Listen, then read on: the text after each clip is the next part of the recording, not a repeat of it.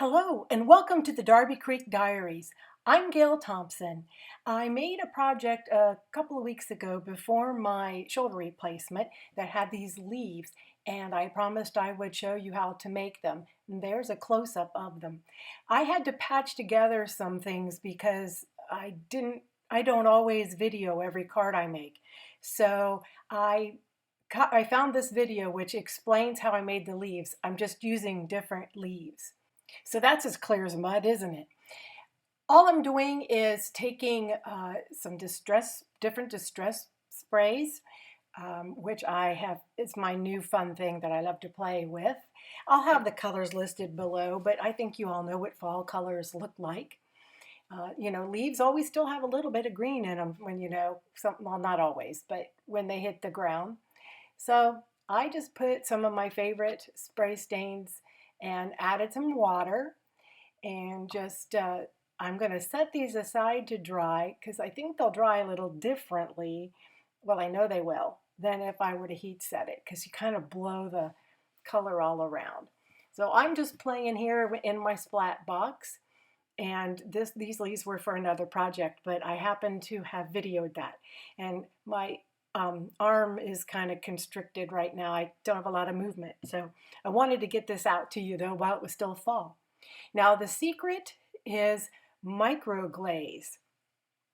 I put a little bit of distress micro glaze, and that basically is a distress ink sealer.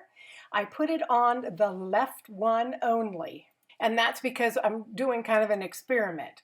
Now I'm using some glossy accents or crystal glaze or any kind of thing that you have like that, and I'm putting it over the top of this one that was not treated with the micro glaze. Well, distress inks are water reactive, so anything liquid is going to, in its mind, think it's water. So I'm just placing this glossy accents on there. And I'm moving on to the one. Now this one is the one I treated with microglaze, and it only needs to be a very thin layer. I will tell you though, since microglaze is a sealer, it does tend to, you sometimes have to push a little more glaze on top because it'll roll off some. So keep it as flat as you can, and it'll work out fine in the end. I'm poking the bubbles there and kind of evening it out. Now the microglaze seals it so the color doesn't run and into one big blob. It keeps them separated a little better. It's kind of hard to see there, but on the right, the red kind of has just, it kind of just took over instead of all the other colors. It still looks nice, but I just wanted to show you, it does dry quicker for sure because microglaze repels things. That's why it's microglaze. Now here's the one that it's not dry, but I couldn't wait, But see how the colors kind of stayed separated and didn't just all kind of lump into one?